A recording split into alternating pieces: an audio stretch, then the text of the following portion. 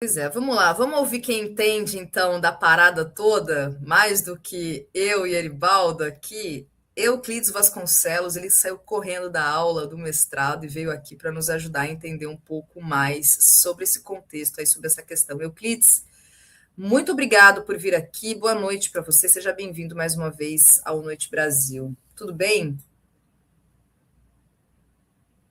Boa noite, gente. Mais uma vez, obrigado pelo convite. Vocês me ouvem bem? Sim. Show. Qualquer coisa me avisem que aí eu tento dar um jeito aqui, porque a minha janela, eu moro para uma rua muito barulhenta. Então, se der algum problema, me avise que eu. Ó, eu vi o comentário aqui, eu sou o Sport, tá? O único time que existe em Recife é o Sport. Em Pernambuco tem o Salgueiro também, mas em Recife só tem o Sport. Estão felizes da vida o povo do esporte, né? Tá bom, tá certo.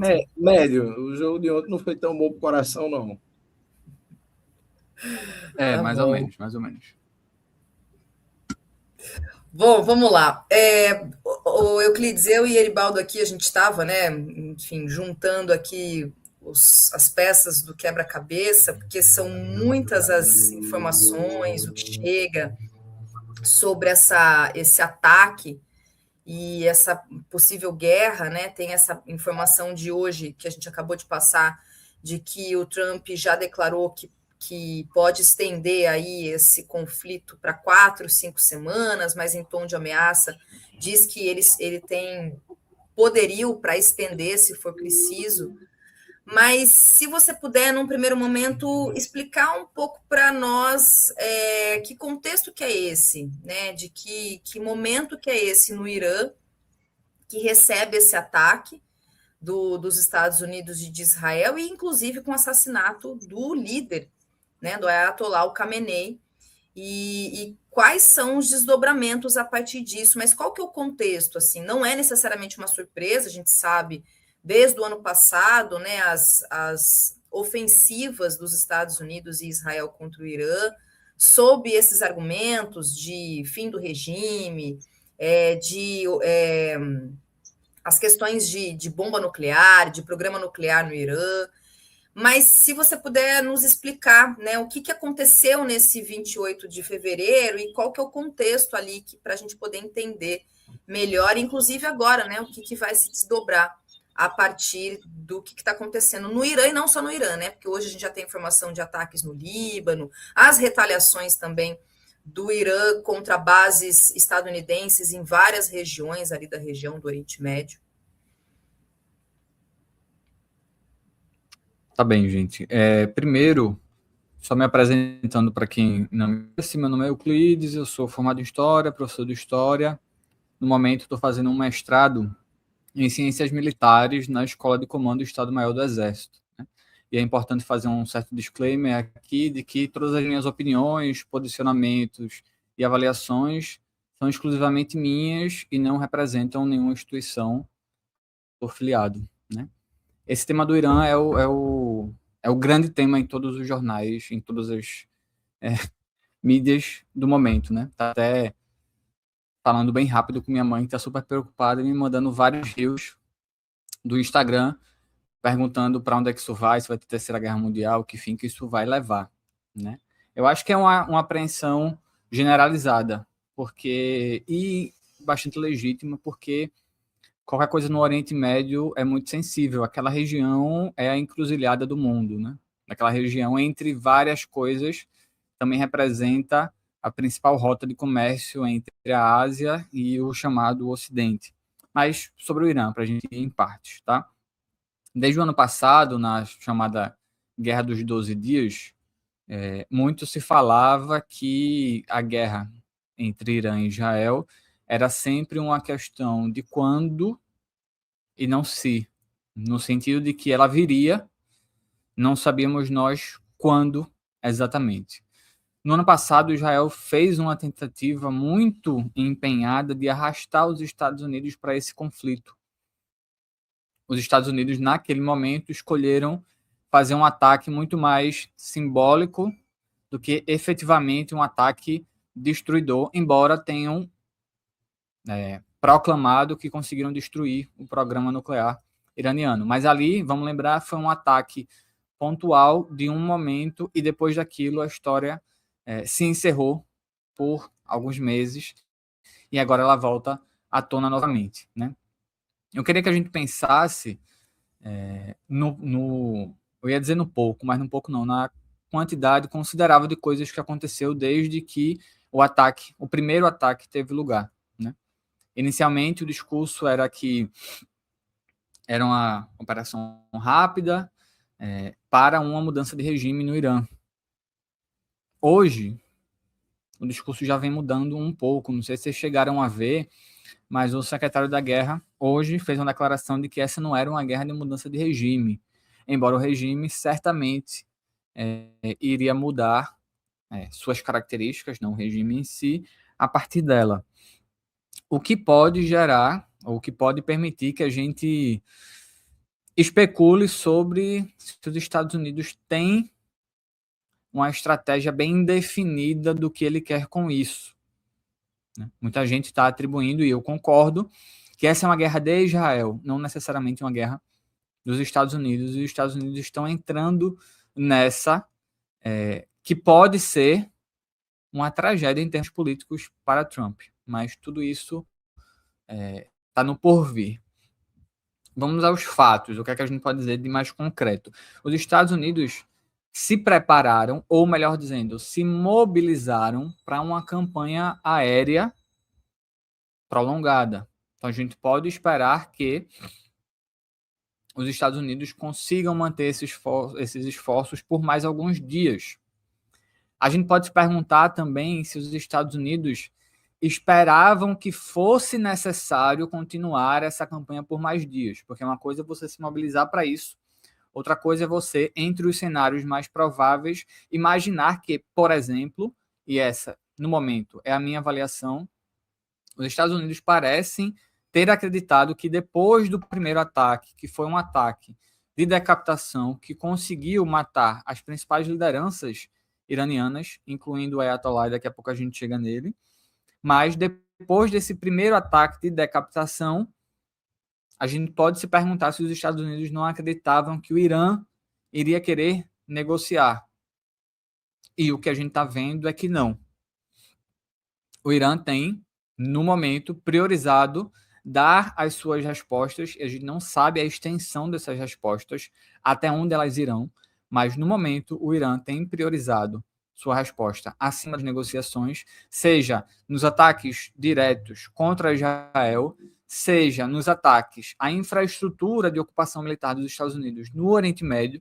Então, todos os países do Golfo estão sendo alvos de ataques também do Irã, porque todos esses países, inclusive, abrigam bases militares dos Estados Unidos no Oriente Médio, e também, e a gente já pode observar isso, especialmente com o ataque à refinaria na Arábia Saudita que foi feita essa madrugada, e a declaração de fechamento do Estreito de Hormuz, que, ao que tudo indica, o Irã está priorizando, ou está dando um papel central ao desgaste econômico que ele é capaz de causar com relativamente pouco esforço naquela região. Então, sim, o primeiro ataque de Irã e Israel foi um ataque que conseguiu atingir objetivos táticos, por assim dizer, de um valor simbólico muito grande, especialmente a morte de Khamenei. Saiu uma matéria no The New York Times, eu não consegui ler a matéria completa, mas eu li em parte, essa matéria saiu hoje, que fala que, ao que tudo indica, se a matéria estiver certa, Khamenei se negou a se abrigar dos ataques assim que a ameaça foi percebida. E a gente precisa, pessoal, entender algumas coisas aqui. Primeiro, que o Ayatollah era um senhor de idade já consideravelmente avançada, quase seus 90 anos. Tinha pouco tempo de vida pela frente, possivelmente seria substituído nos próximos anos, e, se essa matéria estiver correta, e outras matérias também indicaram isso, escolheu o caminho do martírio, que tem um papel muito central ali para aquela cultura, para o islamismo xiita no Irã. A morte de Khamenei e daquele círculo mais próximo, do primeiro escalão do Estado iraniano, foi o suficiente, ou seria o suficiente para derrubar o regime? Não. A gente não está falando, por exemplo, de uma Líbia que a morte de Gaddafi significava muito mais. A gente não está falando de um Iraque em que a morte de Saddam significava muito mais. A gente está falando de um Estado muito mais robusto, de um regime que conseguiu se estabelecer pós-Revolução Islâmica e criar raízes na sociedade iraniana. Todos os problemas do regime iraniano e da teocracia no Irã, a gente já se cansou de falar, inclusive aqui no Farol Brasil. Isso não significa que a Revolução Islâmica não tenha lançado raízes e tenha bases consideráveis dentro da sociedade iraniana. Então não é como se matando o Ayatollah o regime fosse mudar, ou o tal da mudança de regime, né? Existe esse termo aí na ciência política, relações internacionais, enfim, esse regime change fosse acontecer. A gente precisa acompanhar algumas coisas para encerrar essa primeira intervenção aqui. A gente precisa acompanhar algumas coisas mais de perto, pessoal. A primeira delas é, pelo que a gente está monitorando até agora, eu tenho tentado conversar com pessoas que entendem mais que eu do ponto de vista técnico da coisa. Pelo que a gente está monitorando até agora, o Irã tem usado muito pouco do seu arsenal mais tecnologicamente refinado nos ataques que ele está conduzindo.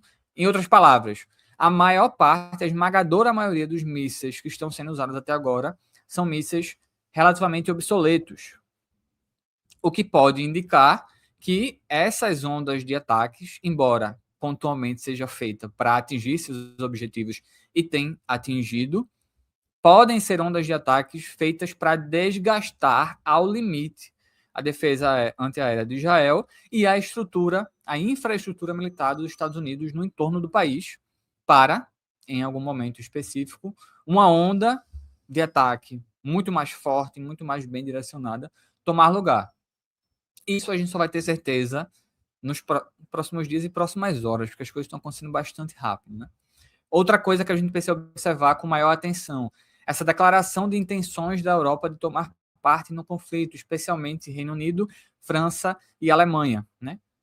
Esses países já ofereceram assistência em termos de permissão de uso de sua infraestrutura militar para os Estados Unidos. Da Europa, só a Espanha vetou o uso das suas bases para os Estados Unidos. Mas tem que observar também se esses países se somarão aos esforços de maneira mais direta.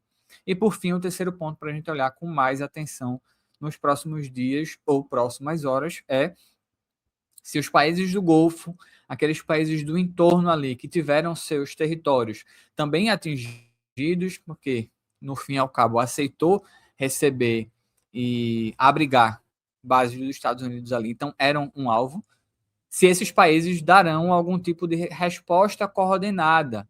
Em outras palavras, se vai surgir uma coalizão anti-Irã na região, porque isso pode significar uma guerra generalizada no Oriente Médio, que é o que Israel vem tentando fazer desde o início da ofensiva em Gaza. Eu e outros vários analistas já vínhamos apontando que Israel precisa, e nesse caso Netanyahu ainda mais, embora eu não faça essa separação absoluta entre Netanyahu e o Estado de Israel, precisam de uma guerra generalizada no Oriente Médio. Se para os Estados Unidos talvez fosse o suficiente uma mera mudança de regime no Irã, porque a gente ainda tem que se discutir isso, para Israel isso não é suficiente. Israel precisa da destruição do Irã no nível Síria, no nível Iraque, para que ele fique seguro e tenha pelo menos mais uns 50, 70 anos de hegemonia absoluta e incontestável sobre o Oriente Médio. E esse é um ponto importante para encerrar essa primeira fala. Se cai o Irã, Israel consegue uma hegemonia inconteste no Oriente Médio, porque nenhum outro estado da região tem alguma capacidade de atingir Israel como tem o Irã, ou tem alguma capacidade de questionar a hegemonia israelense no Oriente Médio. E eu falo só questionar, porque o Irã não está nem perto, ao que tudo indica, de fato, se tivesse a intenção, desenvolver armamento nuclear. Levaria alguns anos ainda. Embora, inclusive na minha avaliação e de outros pensadores aí, inclusive alguns clássicos da ciência política e das RI, uma galera realista parece que esqueceu isso, de que o único fator de estabilização do Oriente Médio hoje seria se algum outro país, o Irã em específico, também tivesse armas nucleares. Porque enquanto tiver só Israel, isso sim é um fator de estabilização.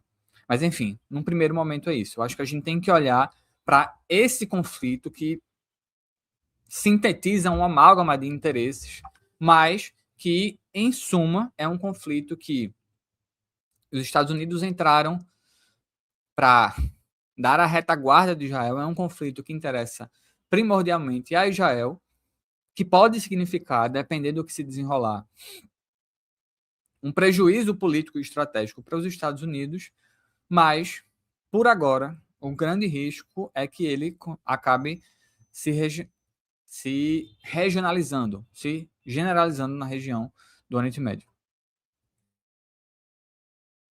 Euclides, exatamente sobre esse ponto. Eu acho que uma das preocupações, né, toda vez que há uma elevação dos conflitos, toda vez que há um grande evento, né, bélico, como nesse caso se fala, né, de uma generalização do conflito na região do Oriente Médio, né? O Irã tenta responder, outros países também foram atingidos. O Kuwait, num fogo amigo, terminou derrubando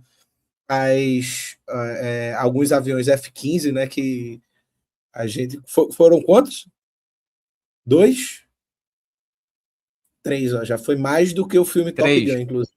Então foi mais do que no filme Top Gun. Um que Tom Cruise derrubou irresponsavelmente e o outro foi em combate.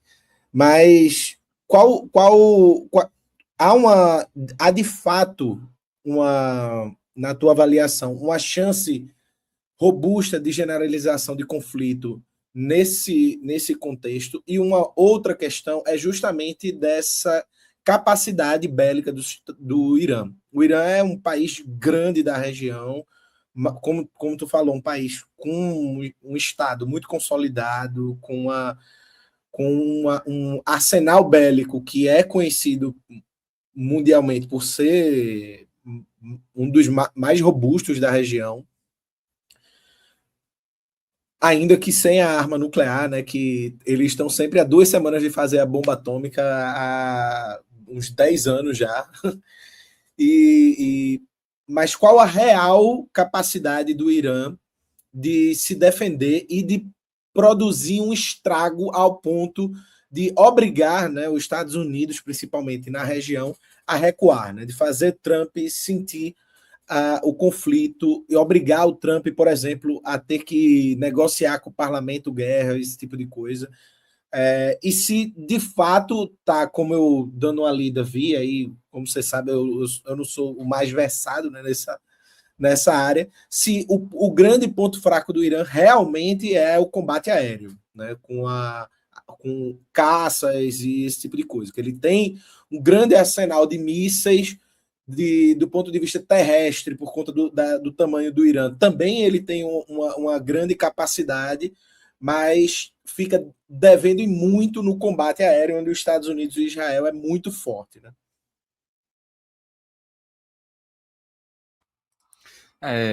Sim, ele, primeiro, Israel tem uma superioridade aérea sobre o Oriente Médio, para não falar nos Estados Unidos, que é quase que inconteste. Eu digo quase que inconteste porque a capacidade missilística do Irã é um desafio a isso. Mas em termos de força aérea, Israel reina sobre o Oriente Médio e os Estados Unidos nem se fala.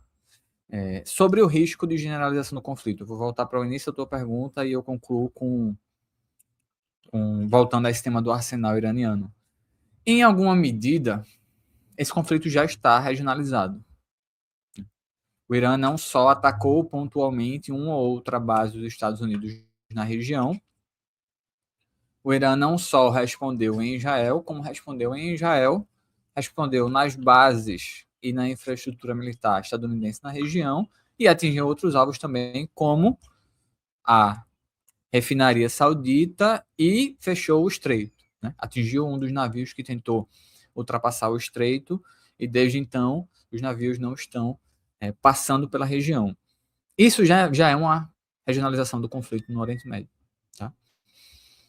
Para onde ela vai depender da resposta dos países da região, se assumirão o papel de bucha de canhão dos Estados Unidos ali, e possivelmente sim, e também do quanto a Europa está disposta a, mais uma vez, também ser bucha de canhão. Se essa regional... Eu estou falando tudo com muito cuidado e com muita parcimônia, porque a possibilidade da gente se empolgar ou fazer reflexões que são muito mais projeção do que qualquer outra coisa é grande, já que a gente não tem acesso a todas as informações do que está acontecendo, inclusive porque ainda está acontecendo. Mas a possibilidade disso se regionalizar, se generalizar, melhor dizendo, porque regionalizado já está, de se generalizar é sim grande. Né? Vai depender de várias variáveis. Do que os Estados Unidos estão dispostos a fazer ali. Hoje, inclusive, a gente viu gente falando sobre operação terrestre. O próprio ministro da Guerra, lá, o secretário da Guerra, o Pete Hegseth, falou sobre essa possibilidade. A possibilidade de uma operação terrestre estadunidense no Irã, de que ela estava na mesa. Eu acho que se isso acontecer, vai ser um grande tiro no pé dos Estados Unidos. Vai ser arrastado para um turbilhão de onde ele vai saber como vai entrar, mas não sabe como vai sair, se vai sair, que condições isso será criado. Tem uma outra variável muito importante para a gente pensar nesse quesito, que é a variável China e Rússia. Né? Eu vi muito sendo falado de que a China teria dado assistência em termos de coordenadas para o primeiro ataque iraniano, né, contra as bases dos Estados Unidos na região. Eu não encontrei nenhuma fonte mais formal, nenhum jornal grande, nada que falasse sobre isso. Tem um vídeo em específico que está rodando muito no Twitter, que é um vídeo em mandarim, uma animação, enfim, mostrando as regiões, um negócio bem elaborado, que supostamente seria de um portal chinês falando sobre isso. Não sei, não consigo identificar que portal que é. Até agora não tenho certeza sobre essa informação.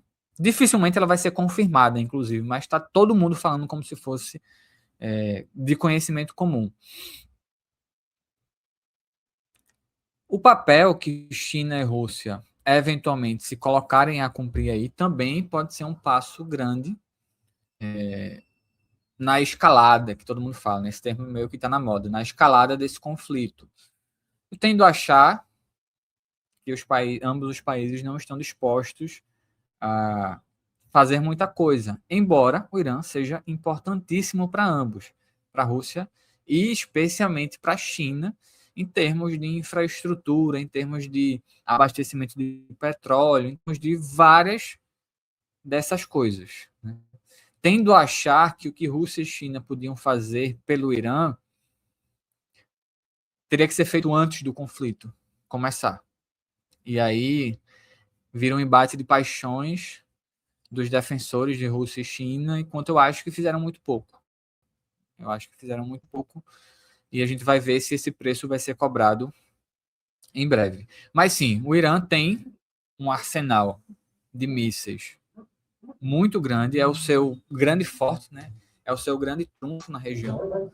Obviamente, existem só estimativas, não existem dados oficiais sobre exatamente quais são e quantos são os mísseis iranianos, mas esse é o grande trunfo e a grande capacidade ofensiva do Irã. São os seus mísseis. A gente não talvez falar sobre a capacidade terrestre iraniana, que também não é descartável, fosse também projetar demais. Mas, em uma eventual operação terrestre, o trabalho de ocupação do Irã seria muito mais difícil do que foi a ocupação do Iraque e do Afeganistão, e a gente viu como é que acabou o Afeganistão, né?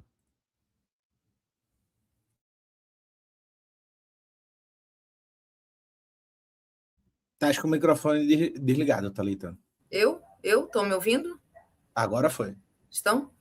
Eu vou colocar aqui um mapa do Estreito de Hormuz, produzido lá pela Agência Brasil, né? Mostra, então, esse que é um território que está ali no sul do país.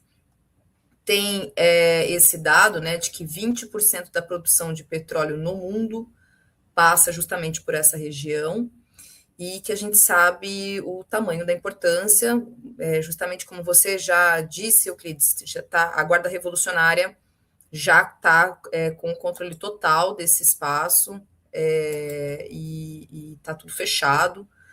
E aí eu queria que você pudesse falar um pouco dentro desse aspecto mais econômico mesmo, né? Se tem, inclusive, de primeira informação, alta de dólar, alta do petróleo, e quais os desdobramentos que a gente sabe, né, inclusive historicamente, de alta de petróleo, e essa especulação sobre, né, esse lugar, esse espaço, sobre a questão dessa commodity, sobre o petróleo, e os desdobramentos para a economia mundial, né? O que se pode especular e projetar em relação a essa questão, inclusive porque uma das informações é que um dos interesses dos Estados Unidos, de Israel, né, claro, mas ali numa retaguarda dos Estados Unidos, é justamente tomar o controle, ter o controle desse território, do Estreito de Hormuz. Boa pergunta, Thalita. Inclusive, eu acho que eu falei uma informação meio incompleta na primeira vez que eu mencionei ele, porque não é boa parte do comércio entre essa região e o mundo que passa por aí. É boa parte do comércio de petróleo em específico e de gás, né?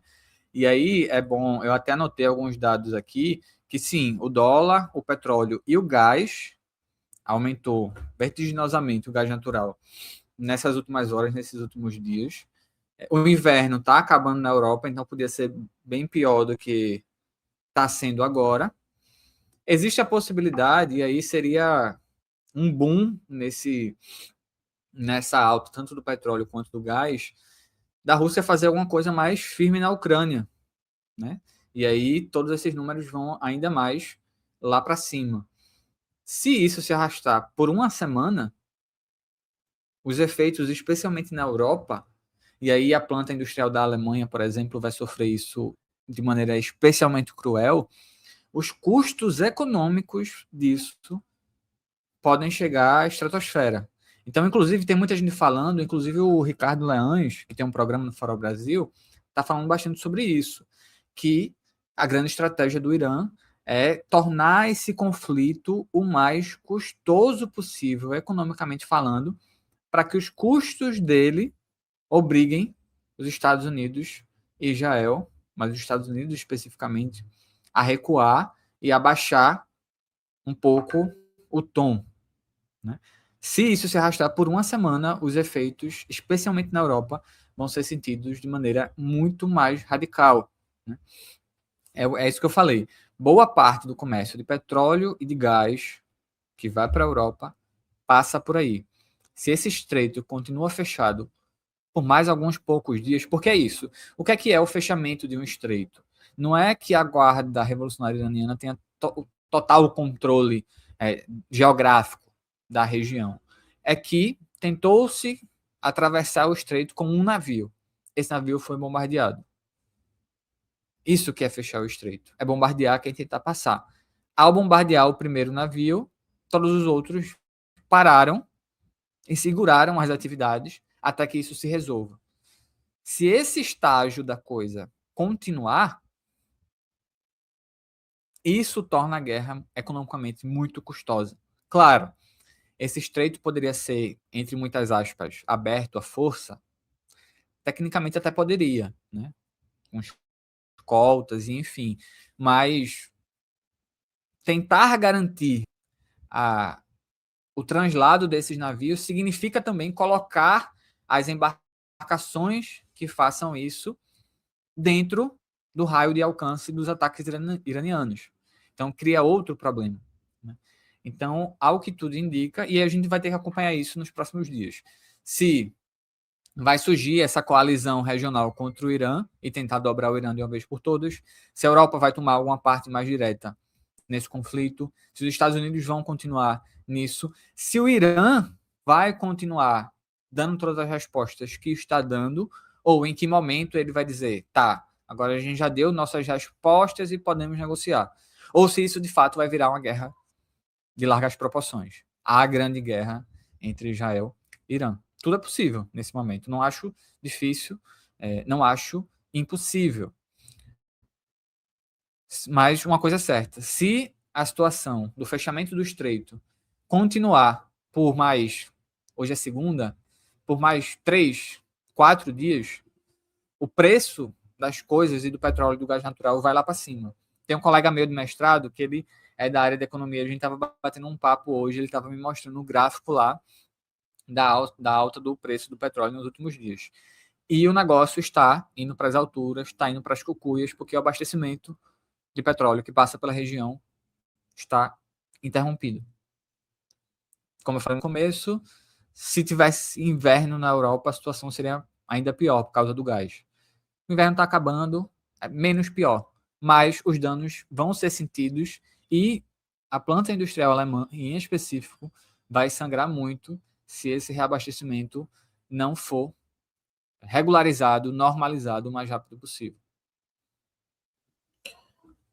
Tu falou já, né, que não acha difícil, né, que a China, por exemplo, intervenha no conflito, porque a China tem uma característica muito não intervencionista, né? Às vezes até demais para minha do que eu gostaria como leigo. Mas como tu enxerga, por exemplo, o Maxwell falou aqui no chat privado, né, a questão da Rússia, se há a possibilidade da Rússia, que está envolvida em outro conflito com a Ucrânia, como esse conflito com a Ucrânia pode influenciar na decisão da Rússia, e se há, ainda que remotamente, a depender da elevação do tom, por exemplo, de Trump e Netanyahu, realmente partindo para uma ofensiva de guerra contra o Irã, como tu vê o papel e a posição e a postura da China nesse período? Se ela vai continuar se mantendo fora do conflito. E aí eu te pergunto algo que o Hugo já falou aqui, que às vezes que essa característica diplomática chinesa ela foi muito importante para a China se manter, por assim dizer, de pé nos momentos onde ela foi muito mais frágil, né? Muito mais frágil do que hoje, mas que chega momentos do tabuleiro geopolítico que o excesso diplomático, o excesso de passividade também cobra o seu preço. Tu também tu também faz uma leitura parecida com essa leitura do Hugo? Eu faço uma leitura parecida. Vamos por partes, né? Primeiro sobre o comentário de Max no chat privado. Acabei de abrir aqui. Eu ainda não vi o vídeo de Jones, o novo. Viu que ele soltou o primeiro sobre o Irã, que foi ontem ou antes de ontem, já, enfim. Ainda não vi esse segundo. Mas esse é o momento perfeito para a Rússia dar mais um daqueles golpes que fazem a Ucrânia tremer de uma única vez. Todas as atenções estão voltadas para o Oriente Médio, para Irã e Israel. Toda a assistência dos Estados Unidos está sendo para Israel. A gente teve falas de representantes diplomáticos dos países do Golfo dizendo expressamente que os Estados Unidos estão totalmente voltados e dedicados à garantir a defesa e assistência de Israel e, entre aspas, esqueceu seus aliados entre as petromonarquias ali no Golfo. Esqueceu porra nenhuma, nunca ligou, na verdade. Né? Aquilo ali é só um território para garantir a existência, a presença de bases militares e uma fonte inestimável de dinheiro por causa do petróleo, onde essa galera está sentada. Inclusive, esses países do Golfo já passou da hora de passar por alguma convulsão social grande, uma revolução até aí que resolva a questão com esses monarcas, mas de toda forma, todas as atenções estão voltadas para Israel e Irã nesse momento. Teve até um meme que estava rodando no Twitter, que era uma foto de Zelensky desesperado, dizendo que o pessoal estava gastando os mísseis que eram para ir para a Ucrânia. A Ucrânia, nos últimos meses, nos últimos anos, durante toda essa guerra, tudo que a Ucrânia faz é pedir cada vez mais e mais e mais armamento, mais e mais investimento, mais e mais assistência na guerra contra a Rússia, na invasão russa do seu território. Nesse momento, a Ucrânia é a segunda, a terceira, a quarta prioridade dos Estados Unidos, que já é desde que Trump assumiu, mas também da Europa. Né? A Europa parece que, de repente, esqueceu a existência da Ucrânia e voltou os olhos contra o Irã. Então, esse é o momento de Putin fazer alguma coisa mais firme na Ucrânia. Se isso acontecer, é um impulso a mais nos danos econômicos causados pela guerra ou pela escaramuça, pela troca de ataques, por esse conflito no Oriente Médio. E observem uma coisa aqui, tá? Como a guerra na Europa e a guerra no Oriente Médio está diretamente relacionada, né? Como essas coisas dizem respeito a um e outro ao mesmo tempo e dizem respeito ao mundo. Para o pessoal que gosta de falar em Terceira Guerra Mundial o tempo inteiro, a gente pode falar, sim, de conflitos regionais que já estão se articulando e não é de hoje. Né? Esse é o primeiro ponto. Segundo ponto, a análise de Hugo sobre a China. A China sempre teve uma política externa, diferente da União Soviética, é impossível não fazer esse paralelo, mas sempre teve uma política externa muito mais voltada 100% para si, mesmo em diversos momentos em que isso significava agir em conjunto com o imperialismo estadunidense. Isso mudou, as coisas mudaram bastante, a China mudou bastante, e já está mais do que provado que a postura da China é de não intervenção, e para não intervenção, porque vamos lá, não é como se a China pudesse entrar na guerra ao lado do Irã, isso é viagem. Mas a China poderia fazer muito mais coisas em termos diplomáticos, econômicos, em termos, como eu falei novamente, da preparação prévia para o conflito.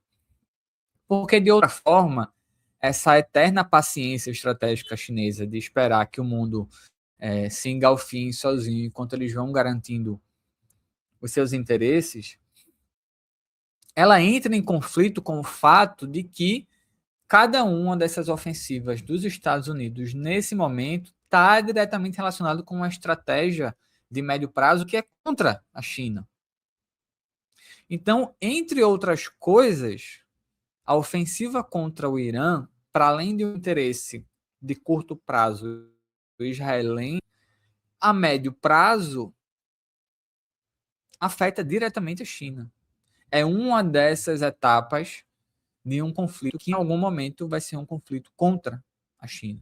E aí, nesse momento, a China pode chegar sem nenhum dos seus aliados e com sua infraestrutura logística, especialmente pensando na nova Rota da Seda, desmontada completamente por meio da força, que é o que vai acontecer, por exemplo, se o Irã cair, se o Irã for destruído, enquanto que a China esperou pelo grande momento em que o primeiro passo fosse dado contra ela diretamente. Né? Então, essa avaliação do Google ela me parece correta, embora eu tenda a acreditar que, mais uma vez, mas aí tudo vai depender do desenrolar dos próximos acontecimentos, das próximas horas, dos próximos dias, mas que, mais uma vez, a China vai cumprir o papel de observar e fazer pouco. Eu posso estar errado porque o que o Irã significa para a China é muito diferente do que todas as outras coisas significavam. É muito diferente do que a Venezuela significava.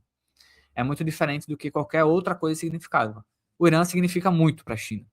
E talvez isso seja o suficiente para que a China tome uma postura diferente das que ela vem tomando até aqui. Não acho que essa postura diferente vai ser uma intervenção direta em defesa do Irã. mas pode ser outra coisa. Euclides, eu queria pedir para você comentar sobre o Brasil, né? Assim, eu vou primeiramente ler a nota que foi publicada ontem, está lá no site do Ministério das Relações Exteriores, e aí eu te passo a palavra para poder te ouvir. Então, segundo nota que foi divulgada ontem, lá tá lá na página, viu, gente? No site, né, do governo. O governo brasileiro expressa profunda preocupação com a escalada das hostilidades na região do Golfo, que representa uma séria ameaça à paz e à segurança internacionais, com potenciais impactos humanitários e econômicos de grande alcance. Ao apelar pela cessação das ações militares ofensivas, o Brasil insta todas as partes a respeitarem o direito internacional e condena quaisquer medidas que violem a soberania de terceiros estados ou que possam agravar ainda mais o conflito, como ações retaliatórias e ataques contra áreas civis. Lembrando que o direito à legítima defesa, previsto no artigo 51 da Carta das Nações Unidas, é uma medida excepcional, sujeita à proporcionalidade e vinculada diretamente a um ataque armado. O Brasil expressa sua solidariedade à Arábia Saudita, Bahrein, Catar, Emirados Árabes Unidos, Iraque, Kuwait e Jordânia, que foram alvos de ataques retaliatórios do Irã em 28 de fevereiro. Ao lamentar a perda de vidas civis, o Brasil também expressa sua solidariedade às famílias das vítimas. Além disso, ressalta a obrigação dos Estados de assegurar a proteção dos civis em conformidade com o direito internacional humanitário. O Brasil reafirma que o diálogo e a negociação diplomática constituem o único caminho viável para superar as diferenças e construir uma solução duradoura, cabendo às Nações Unidas um papel central na prevenção e resolução de conflitos, em conformidade com a Carta de São Francisco. Quer dizer, palavra Israel e palavra Estados Unidos não existe aqui nessa nota, né? Que foram os que protagonizaram o ataque.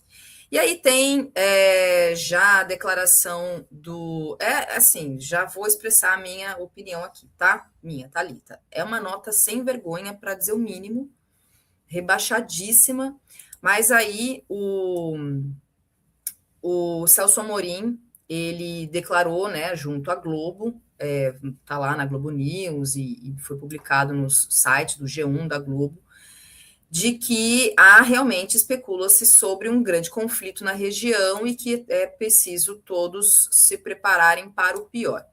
E aí o que se tem de bastidores, então, é que, de alguma forma, rolou uma água no chope aí do encontro do presidente Lula com o Trump, né, uma ida do presidente nos Estados Unidos, pelo menos nesse primeiro momento, porque agora, enfim, está diante do que está acontecendo, o que seria essa ida do presidente aos Estados Unidos, mas aí para te passar a palavra para poder te ouvir um pouco, né, do que se tem dessa nota. Como eu disse, para mim é uma nota rebaixadíssima, não há o mínimo de coragem nem de mencionar a palavra Israel, nem a palavra Estados Unidos, mas como é que fica o Brasil nesse momento ali, nesse tabuleiro da geopolítica, né? Qual que é a sua avaliação nesse sentido?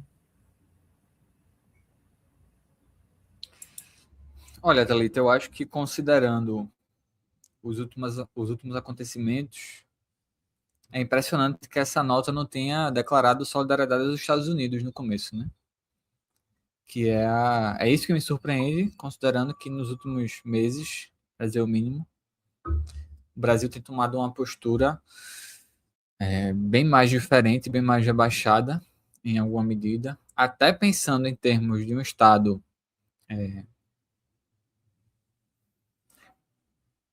puramente interessado, única e exclusivamente, um Estado e um governo em interesses brasileiros, e não em prestar solidariedade de outros países, etc, etc. Mas considerando até, se a gente estiver falando só dos interesses do Brasil, eu acho surpreendente que não tenha sido mais rebaixado ainda, né?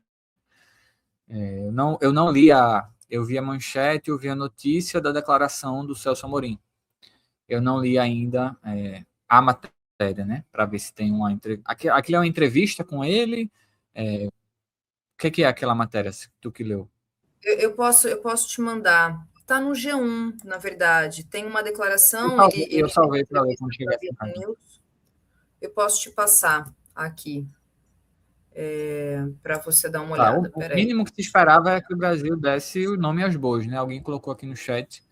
Eu acho que o mínimo que se esperava é que o Brasil tivesse a coragem de dar nome aos bois, mas ao que parece o Estado brasileiro e o governo brasileiro estão nessa de tentar não melindrar muito os Estados Unidos, achando que isso vai nos proteger da gente. E aí eu não estou sugerindo que o Brasil declare guerra a Israel e os Estados Unidos, não, mas que no mínimo tivesse uma postura mais firme e mais ousada também nesse sentido, né? Porque o mínimo seria declarar repúdio a quem primeiro atacou, né? Porque o direito de defesa está com o Irã nessa questão. Eu acho que isso é um contexto. Muita gente vai ficar assustadíssimo ao ouvir falar nisso, mas, por óbvio, o direito de defesa está com o Irã, que foi quem foi atacado. Inclusive, parece que desapareceu. Parece que desapareceu não, porque apareceu de maneira muito tímida o fato de que no primeiro ataque, uma escola primária para meninas foi bombardeada no Irã e o número já passa de 150 crianças mortas. Assim, a primeira notícia saiu 40, depois atualizou para 60, 80, 100, já passou de 150. Vejam só. Imaginem vocês se uma escola infantil, uma escola primária fosse bombardeada em Israel, o surto que não seria no mundo e a condenação generalizada.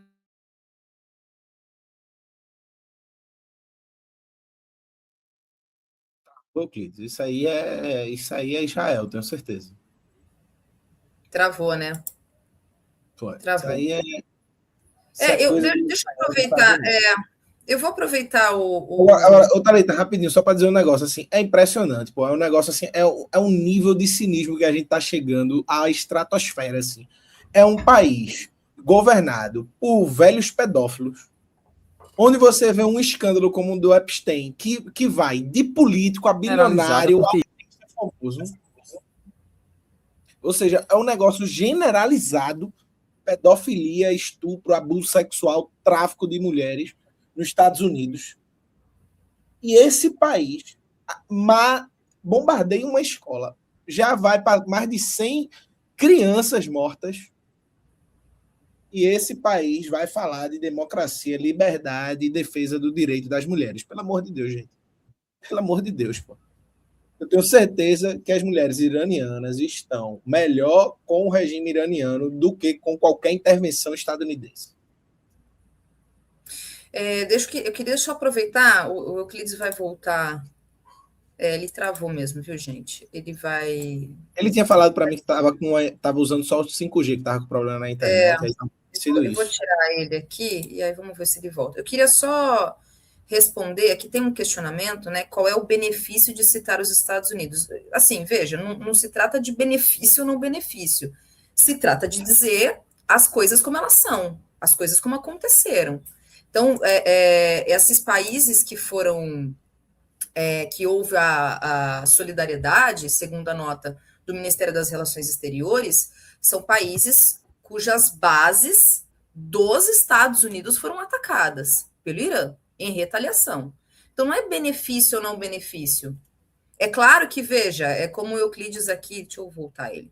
O Euclides, ele colocou, e eu concordo plenamente, não é uma declaração de guerra a Israel, aos Estados Unidos. Evidentemente, a gente sabe que isso não aconteceria.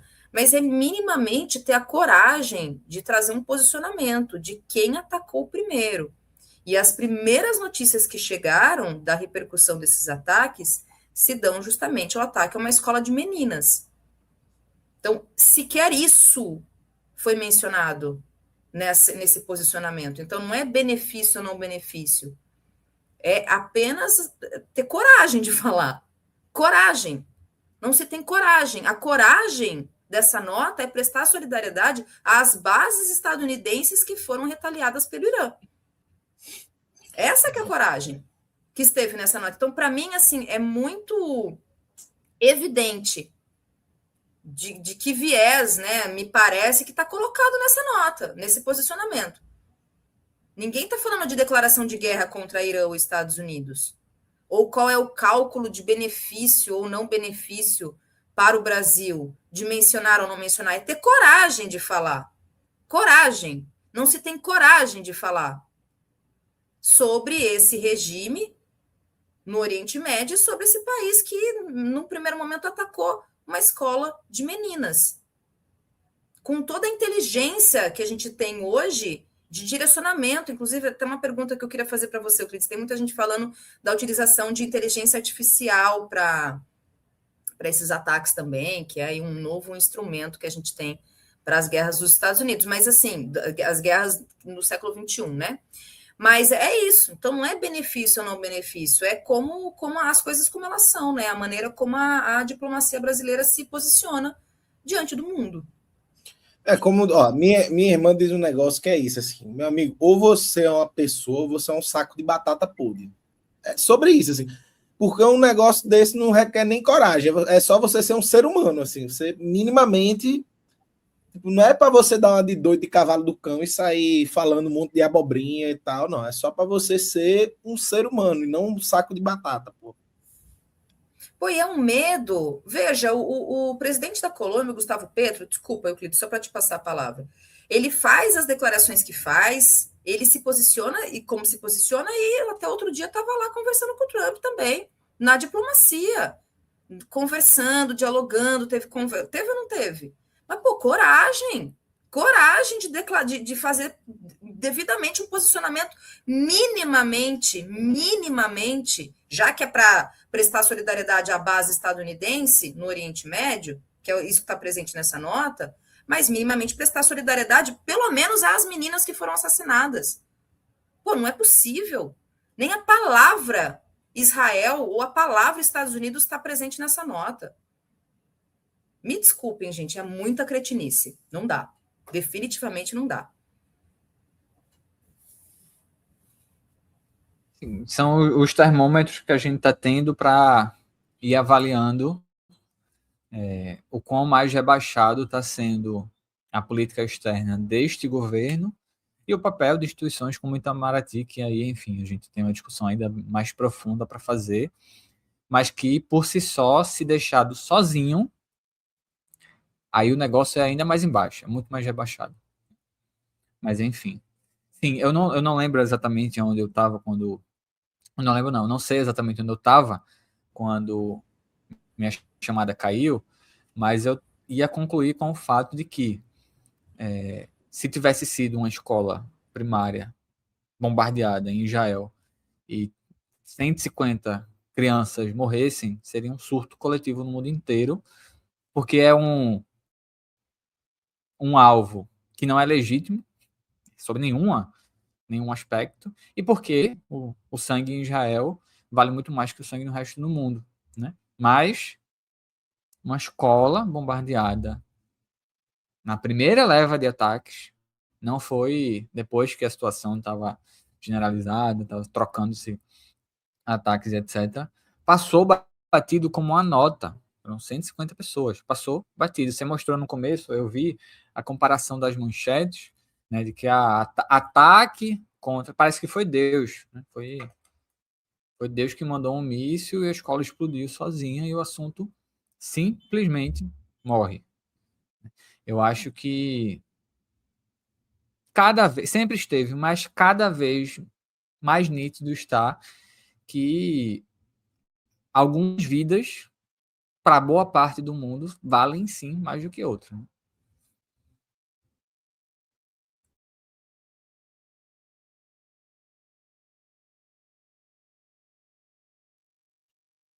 Euclides, além disso, quais impactos, né?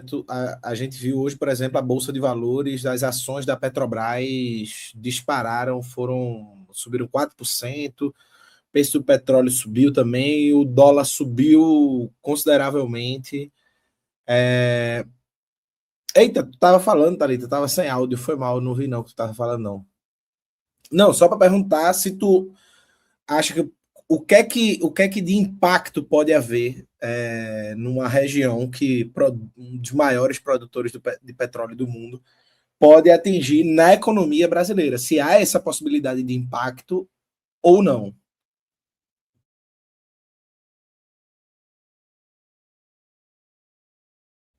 E agora eu acho que é o Euclides que travou. Foi ele que travou, realmente. Bom, ele avisou, né? Que voltou.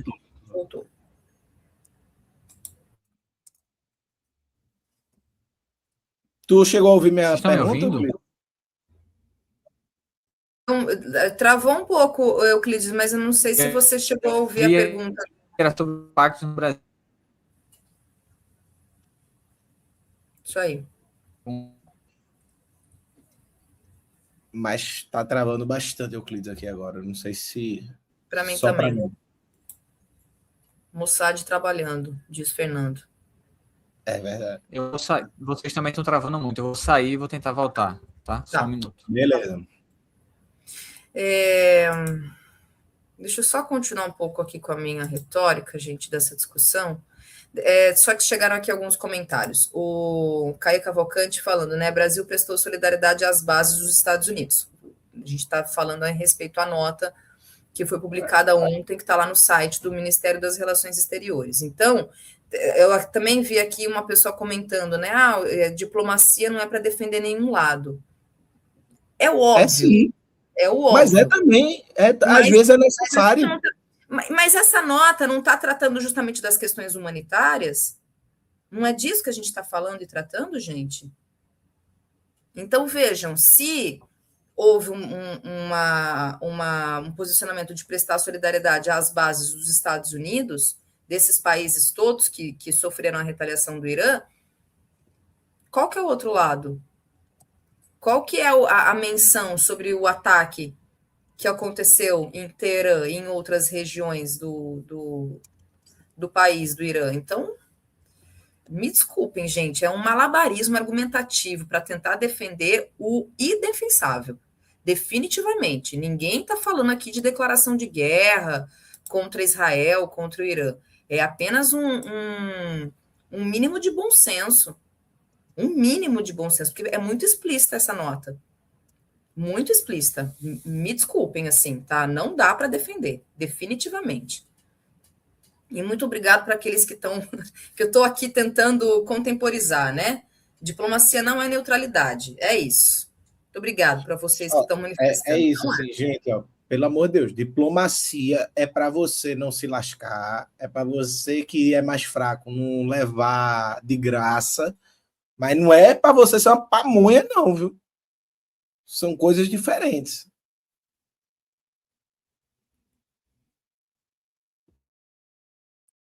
Acho que eu voltei, será?